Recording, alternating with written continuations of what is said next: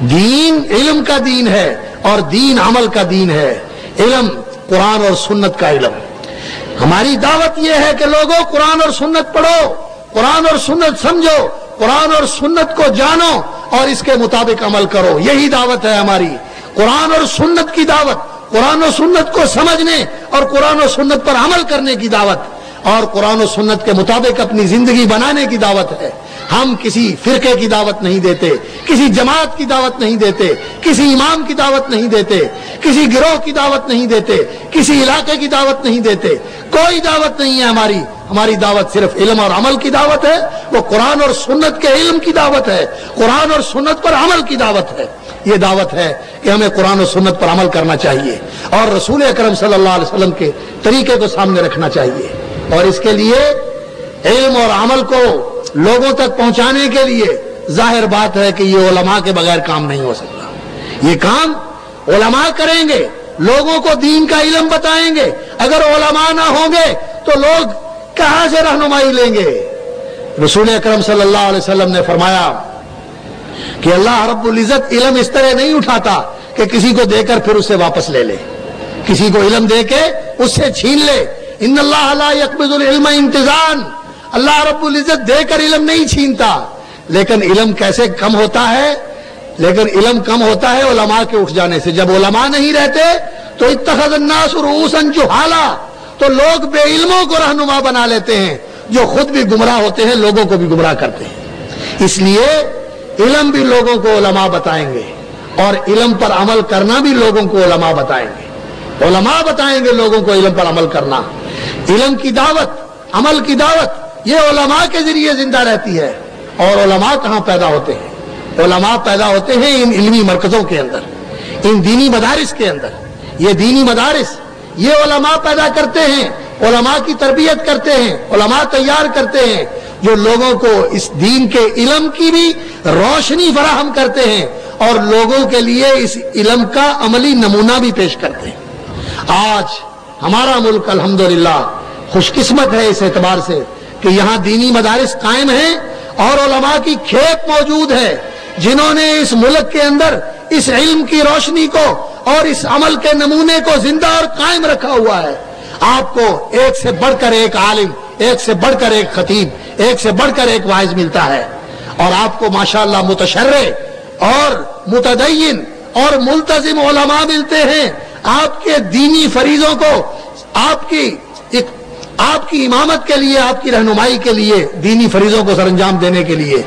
وگرنہ جن ملکوں میں دینی ادارے نہیں ہیں وہاں یہ دینی ادارے نہیں ہیں. وہاں جائیے, کوئی سگریٹ پی رہا ہے, کوئی داڑھی منڈا ہوا ہے, کسی نے ٹائی باندھی ہوئی ہے, کسی نے پینٹ پہنی ہوئی ہے اور اس نے کوٹ پہنا ہوا ہے اور وہ جمعہ پڑھا رہا ہے اور وہ خطبہ دے رہا ہے.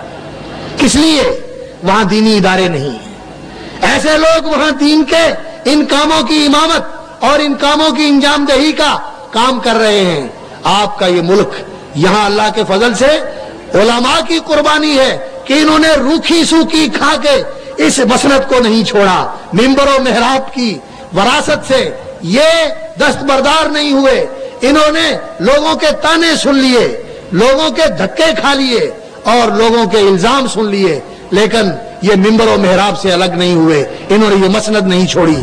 یہ علماء تقدیر کے اور شکر کے مستحق ہیں, اور اسی طرح آپ لوگ بھی اس تقدیر کے مستحق ہو کہ آپ نے بھی علماء کا ساتھ دیا ہے. ان مسجدوں کے اندر, ان مدرسوں کے اندر بیٹھے ہوئے علماء کو آپ نے سپورٹ کیا ہے, آپ نے ان کا ساتھ دیا ہے, ان کی بات سنی ہے اور ان کے ساتھ کھڑے ہوئے ہیں. تو اللہ کے فضل سے یہ دین کا علم و عمل کا سلسلہ جاری ہے. اللہ اس کو جاری رکھے, اس کو قائم رکھے, اس کو برکت اور ترقی عطا فرمائے. اور جو لوگ سازشیں کر رہے ہیں دینی اداروں کو محدود کرنے کی, انہیں مقید کرنے کی اور علماء کو زندگی سے ہٹانے کے لیے اور انہیں بے دخل کرنے کے لیے, اللہ رب العزت ان کو سمجھ اور فہم عطا فرمائے, انہیں ہدایت نصیب فرمائے. اور اگر ان کی قسمت میں ہدایت نہیں ہے تو اللہ رب العزت ان کو اٹھا کر ان کی جگہ پر کوئی اور اچھے لوگ لے آئے. انشاءاللہ یہ ادارے قائم رہیں گے اور آپ لوگوں نے انشاءاللہ ان اداروں کا خادم بننا ہے, ان اداروں کا ساتھ دینا ہے. ہر حالت میں ان اداروں کے ساتھ کھڑے رہنا ہے آپ نے, علماء کا ساتھی بننا ہے، ان اداروں کی سرپرستی کرنی ہے، ان کی خدمت کرنی ہے۔ یہ دین علم اور عمل کا دین ہے، اور علم و عمل علماء کے ساتھ زندہ رہتا ہے، اور علماء جو ہیں یہ دینی مدارس کے ساتھ وجود میں آتے ہیں۔ اس لیے یہ ہماری ذمہ داری ہے کہ ہم ان دینی مدارس کی سرپرستی کریں اور ان کی خدمت کریں اور ان کے ساتھ کھڑے ہوں۔ اور میں کوئی خطیب نہیں ہوں، میں آپ کا شکر گزار ہوں کہ آپ نے میری روکھی سوکھی باتیں بڑی توجہ اور اطمینان کے ساتھ بیٹھ کر سنی۔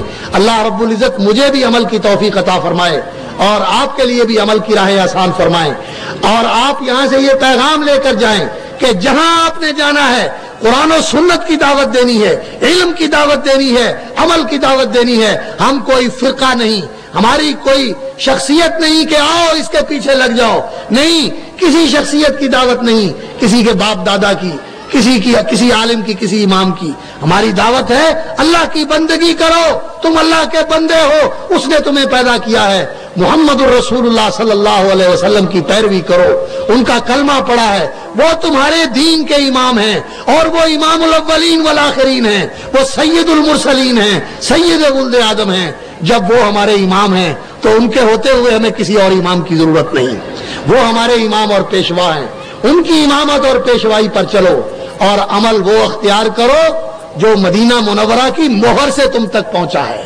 وہ عمل اللہ رب العزت کے ہاں قابل قبول ہے جس پر محمد الرسول اللہ صلی اللہ علیہ وسلم کی مہر لگی ہو۔